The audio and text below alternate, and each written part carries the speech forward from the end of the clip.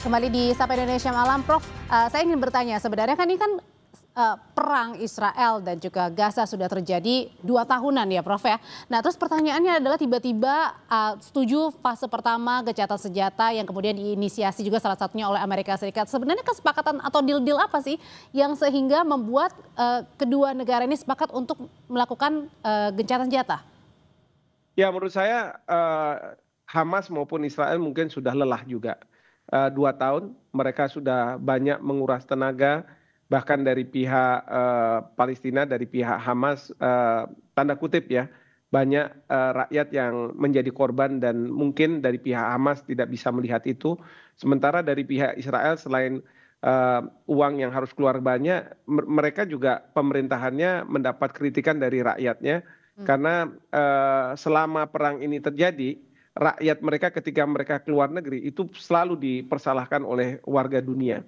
Oleh karena itu mereka mendorong agar Israel, pemerintahan Netanyahu mau menerima apapun kesepakatan yang dibuat oleh Presiden Trump. Dan ini akhirnya dapat, dan dua-duanya perlu untuk menyelamatkan muka. Jadi kalau dalam konteks seperti ini kan tidak ada yang merasa menang atau merasa kalah ya. Oke. Karena ini mengikuti apa yang dikehendaki oleh masyarakat dunia agar mereka berdamai, dan ini alhamdulillah sudah terjadi.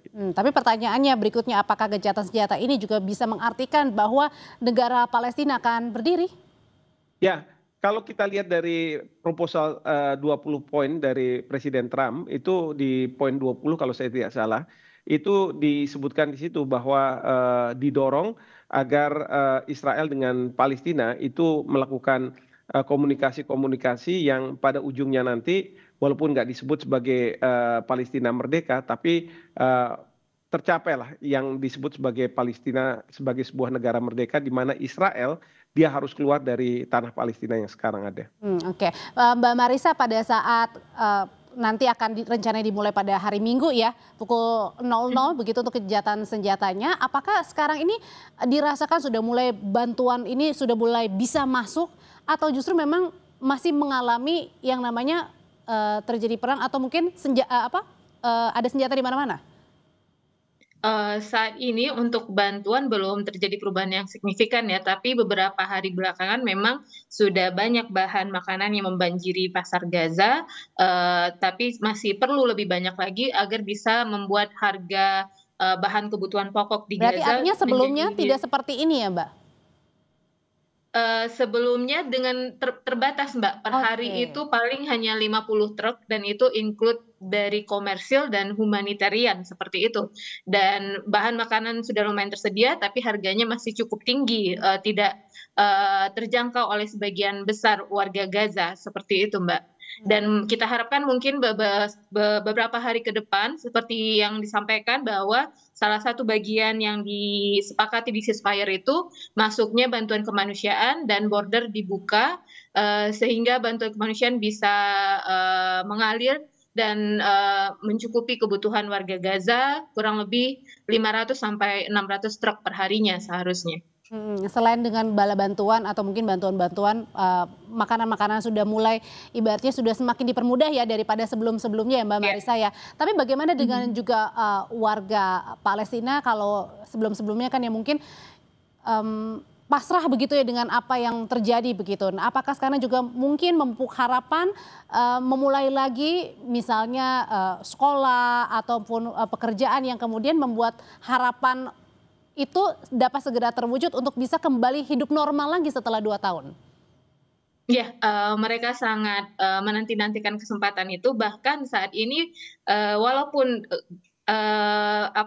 lintasan untuk dari utara ke selatan itu belum bebas dari tentara Israel masih ada di beberapa posisi. Netzarim, mereka sudah tidak sabar untuk kembali ke rumahnya dan memulai kehidupan mereka dari awal lagi, kembali ke kehidupan normal, membangun rumahnya lagi, bersekolah dan melakukan pekerjaan mereka seperti biasa sehari-harinya. Mereka sangat menantikan suasana kehidupan yang dulu sangat damai di Gaza, seperti itu, Mbak. Oke, Prof, kalau misalnya Presiden Trump kan berkata bahwa tahap pertama gencatan senjata ini adalah kuat, tahan lama, dan juga everlasting peace atau alias abadi. Pertanyaannya, apakah ini Ya. bisa memang benar-benar abadi nih? Ya, menurut saya bisa saja ke arah sana karena Kan ini sebentar lagi harusnya ada pemerintahan transisi ya. Pemerintahan transisi yang menurut proposal Trump akan Dewan Penasehatnya diketuai oleh Trump. Tapi saya berharap pemerintahan transisi ini tidak dikepalai oleh Tony Blair karena trauma Inggris ini kan yang memulai masalah Israel Palestina ini satu. Yang kedua bahwa Tony Blair ini punya lembaga yang terafiliasi dengan Israel. Saya mendorong kalau mungkin Bapak Presiden bisa mengontak Presiden Trump dan mengusulkan warga Indonesia yang menjadi kepala pemerintahan. Contohnya seperti Pak Yusuf Kala mungkin ya, karena beliau sudah punya pengalaman di pemerintahan dan lain sebagainya dan bisa diterima oleh masyarakat Palestina saya yakin karena beliau juga yang menginisiasi rumah sakit Indonesia di Palestina. Nah jadi ini yang perlu dilakukan dan yang kedua adalah adanya pasukan yang dijanjikan oleh Presiden Prabowo itu harus masuk dan kemudian menjaga peace-nya ini ya. Jadi kayak peacekeeping tapi ini bukan dimandatkan oleh Perserikatan Bangsa-Bangsa tetapi disepakati oleh negara-negara yang ada di Timur Tengah dan negara yang berpenduduk Islam terbesar. Nah jadi mudah-mudahan fase yang berikutnya ini yang kita nanti dan kita perlu kawal. Awal yang bagus untuk fase pertama gencatan senjata di Gaza antara Hamas dan juga Israel supaya nanti tapi yang terpenting adalah juga bagaimana pengawasannya ya supaya ini bisa benar-benar abadi begitu. Terima kasih Prof. Hikmahanto Juwana dan juga Mbak Marissa. Selamat malam waktu Indonesia.